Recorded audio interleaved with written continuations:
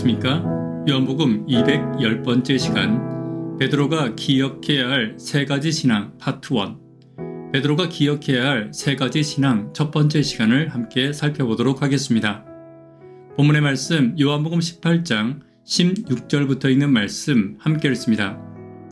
베드로는 문 밖에 서 있는지라 대제사장 아는 그 다른 제자가 나가서 문 지키는 여자에게 말하여 베드로를 데리고 들어오니 문 지키는 여종이 베드로에게 말하되 너도 이 사람의 제자 중 하나가 아니냐 하니 그가 말하되 나는 아니라 하고 그때가 추운 고로 종과 아랫사람들이 불을 피우고 서서 쬐니 베드로도 함께 서서 쬐더라. 예수님의 12 제자 가운데 베드로가 있습니다. 성경에 그런 표현은 없지만 우리는 그를 예수님의 수제자라고 부릅니다. 예수님을 가장 근거리에서 따랐고 주요한 사건마다 베드로는 빠짐없이 현장에 있었습니다. 한밤중 풍랑이는 거친 바다 위를 걸어오시는 예수님을 제자들이 발견했습니다. 이때 베드로가 말합니다. 주여 만일 주시어던 나를 명하사 물 위로 오라 하소서. 그는 대단히 용기 있는 사람이었고 대범한 인물이었습니다. 예수님께서 오라고 하시자 즉시 배에서 내려 물 위를 걸었습니다. 베드로는 명석하고 똑똑한 사람이었습니다. 어느 날 예수님께서 제자들을 모아놓고 질문하셨습니다. 너희는 나를 누구라고 생각하느냐? 이때 베드로가 대답했습니다.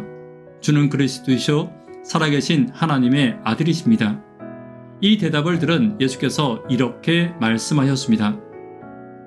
내가 내게 이르노니 베드로라 내가 이 반석 위에 내 교회를 세우리니 음부의 권세가 이기지 못하리라. 베드로는 언제나 앞장서는 사람이었고 주도적인 인물이었습니다. 예수님께서 제자들에게 너희가 나를 버릴 것이다 라고 말씀하시자 베드로는 결의에 찬 모습으로 말했습니다. 모두가 주를 버릴지라도 나는 결코 버리지 않겠나이다. 내가 주와 함께 죽을지언정 주를 부인하지 않겠나이다. 실제로 베드로는 겟세마네 동산에서 예수님이 체포될 때에 칼을 빼서 대제사장의 종의 귀를 베며 무력으로 저항하기까지 했습니다. 베드로는 이렇게 예수님의 12 제자 중에서도 가장 열정적으로 예수님을 따랐던 인물이었습니다. 이렇게 목숨을 걸고 예수님을 따르겠노라고 다짐하며 호언장담하던 베드로가 불과 1시간 후에 예수님을 모른다고 부인한 것입니다. 이것은 베드로만의 이야기는 아닙니다. 우리는 교회를 나서는 순간 우리의 다짐과 결단은 온데간데 없이 사라져버릴 때가 분명 있을 것입니다. 말씀대로 살겠노라고 결심하지만 하나님 없는 사람들과 별 차이도 없이 살아가는 우리 자신의 모습을 발견할 때가 또한 있는 것입니다. 왜 우리는 이렇게 연약합니까? 이렇게 연약한 이유가 무엇입니까? 어떻게 하면 강하고 담대하게 예수님을 따르며 살 수 있을지 오늘 말씀 속에서 함께 답을 찾아가 보도록 하겠습니다. 첫 번째는 나는 연약한 존재임을 기억하라는 것입니다. 16절입니다. 베드로는 문 밖에 서 있는지라 대제사장을 아는 그 다른 제자가 나가서 문 지키는 여자에게 말하여 베드로를 데리고 들어오니 먼저 우리가 인정해야 할 것이 한 가지 있습니다. 세상에서는 약해지기 쉽다는 것입니다. 우리가 이것을 먼저 인정하고 깨달아야 합니다.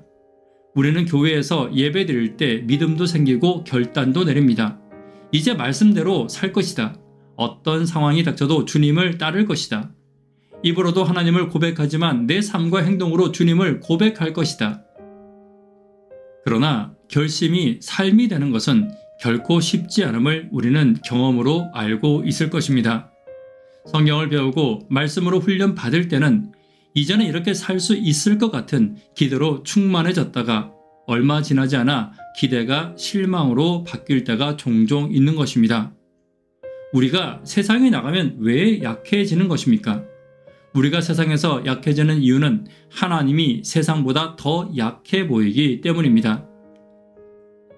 이에 반하여 오늘 세상의 대제사장인 안나스의 집은 그야말로 그의 권력이 절대적으로 작용하는 곳이었습니다. 안나스의 말 한마디 한마디가 가장 중요한 곳이었습니다. 그의 말에 의해서 모든 사람들이 움직이고 있었던 것입니다.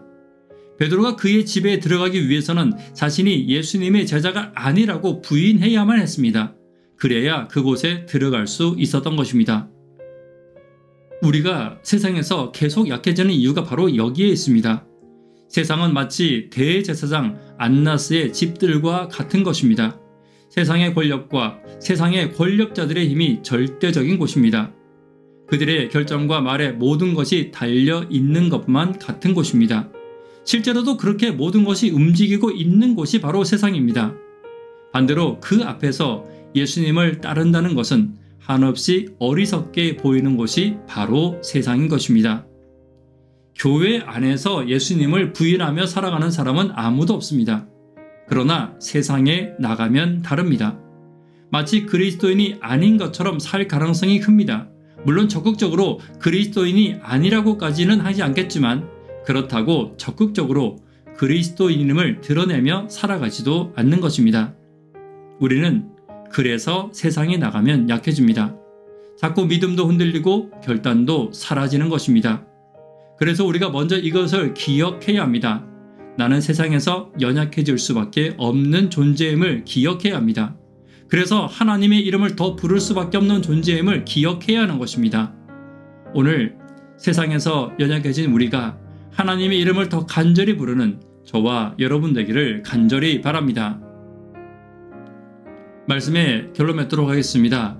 베드로의 부인을 통해 우리가 기억해야 할 첫 번째 것을 함께 살펴보았습니다. 내일은 두 번째 것과 세 번째 것을 함께 살펴보도록 하겠습니다. 나는 언제나 연약한 존재이기 때문에 예수님의 음성을 들어야 하며 기도로 승리해야 함을 기억하는 저와 여러분 되기를 간절히 바랍니다. 기도 제목 함께 나누도록 하겠습니다. 교회와 개인의 성령 임재를 위해 기도 부탁드립니다. 구도자분들을 위해 기도 부탁드립니다. 예수 닮기를 위해 기도 부탁드립니다. 학생, 청년, 어린이를 위해 간절히 기도 부탁드립니다. 새벽기도와 영버TV를 위해 기도 부탁드립니다.